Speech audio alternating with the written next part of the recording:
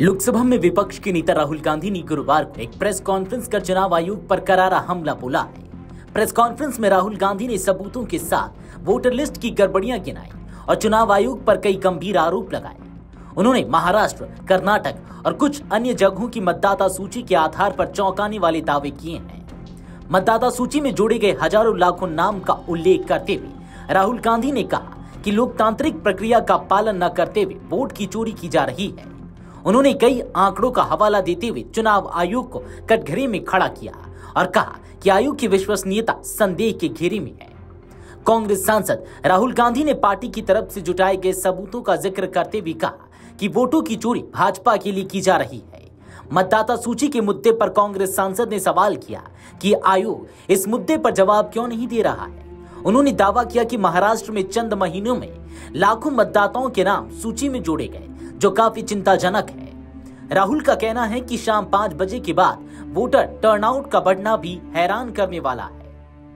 नवंबर 2024 में कराए गए महाराष्ट्र विधानसभा चुनाव के नतीजों का जिक्र करते हुए राहुल गांधी ने कहा कि चुनाव परिणाम की घोषणा के बाद हमारे संदेह की पुष्टि हुई कि विधानसभा चुनाव में धांधली हुई। मशीन में पढ़ी जा सकने वाली मतदाता सूची मुहैया नहीं कराए जाने से हमें यकीन हो गया कि चुनाव आयोग ने महाराष्ट्र में चुनाव में धांधली के लिए भाजपा के साथ मिलीभगत की है। राहुल गांधी ने कहा कि महाराष्ट्र में 5 महीनों में 5 साल से ज्यादा मतदाताओं के जुड़ने से हमारा संदेह बढ़ा और फिर शाम 5 बजे के बाद मतदान में भारी उछाल आया। लोकसभा में हमारा गठबंधन पूरी तरह से साफ हो गया। यह बेहद संदिग्ध है। हमने पाया कि लोकसभा और विधानसभा के बीच 1 करोड़ नए मतदाता जुड़ गए।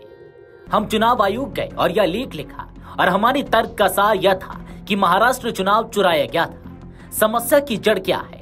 मतदाता सूची इस देश की संपत्ति है। चुनाव आयोग हमें मतदाता सूची देने से इनकार कर रहा है। कांग्रेस सांसद ने महाराष्ट्र के अलावा एक अन्य राज्य को लेकर भी चौंकाने वाला दावा किया। राहुल गांधी ने दावा करते हुए कहा कि कर्नाटक की महादेवपुरा विधानसभा सीट पर 6.5 लाख वोटों में से 1 लाख से अधिक वोटों की वोट चोरी हुई। कांग्रेस के शोध में कर्नाटक के महादेवपुरा निर्वाचन क्षेत्र में 1 लाख से अधिक फर्जी मतदाता, अवैध पते और बड़ी संख्या में मतदाता यानी कि बल्क वोटर्स पाए गए। देश भर में चुनाव कराने की एकमात्र संवैधानिक इकाई निर्वाचन आयोग पर गंभीर आरोप लगाते हुए लोकसभा के नेता प्रतिपक्ष राहुल गांधी ने कहा, सत्तारूढ़ पार्टी चुनाव आयोग के साथ मिलकर पूरे देश में बड़े पैमाने पर आपराधिक धोखाधड़ी कर रही है। चुनावी धोखाधड़ी का यह अपराध संविधान के विरुद्ध है। इसे पूरे देश में बड़े पैमाने पर अंजाम दिया जा रहा है। राहुल गांधी ने कहा, सत्ता विरोधी भावना एक ऐसी चीज है जो लोकतंत्र में हर पार्टी को प्रभावित करती है, लेकिन किसी कारण से भाजपा लोकतांत्रिक ढांचे में एकमात्र ऐसी पार्टी है जो मूल रूप से सत्ता विरोधी भावना से ग्रस्त नहीं है। एग्जिट पोल, ओपिनियन पोल एक बात कहते हैं। आपने हरियाणा चुनाव में देखा, आपने मध्य प्रदेश चुनाव में देखा और फिर अचानक परिणाम बड़े पैमाने पर बदलाव के साथ पूरी तरह से अलग दिशा में चले जाते हैं। इसमें हमारा अपना आंतरिक सर्वेक्षण भी शामिल है जो काफी परिष्कृत है।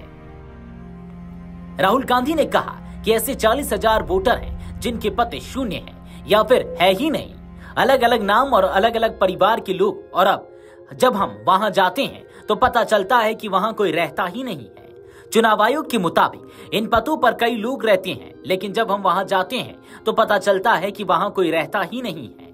वोटर लिस्ट में कई लोगों की तस्वीरें नहीं है, और अगर है भी तो ऐसी जिन्हें देखकर मतदाताओं की पहचान ही नहीं हो सकती। राहुल गांधी ने दावा करते हुए कहा कि 2024 में सत्ता में बने रहने के लिए प्रधानमंत्री को केवल 25 सीटें चुराने की जरूरत थी। भाजपा ने लोकसभा चुनाव में 33,000 से कम वोटों के अंतर से 25 सीटें जीती।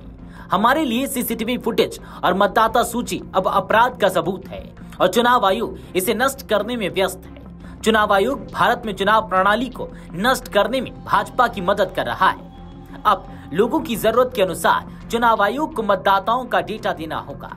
अगर वे ऐसा नहीं करते हैं तो परिणाम भुगतना होगा। चुनाव से जुड़ी कथित धोखाधड़ी के मामले में राहुल ने कहा, निर्वाचन आयोग इस धोखाधड़ी में शामिल है। मुझे लगता है कि न्यायपालिका को इस मामले में हस्तक्षेप करना चाहिए। वीडियो डेस्क, अमर उजाला.com।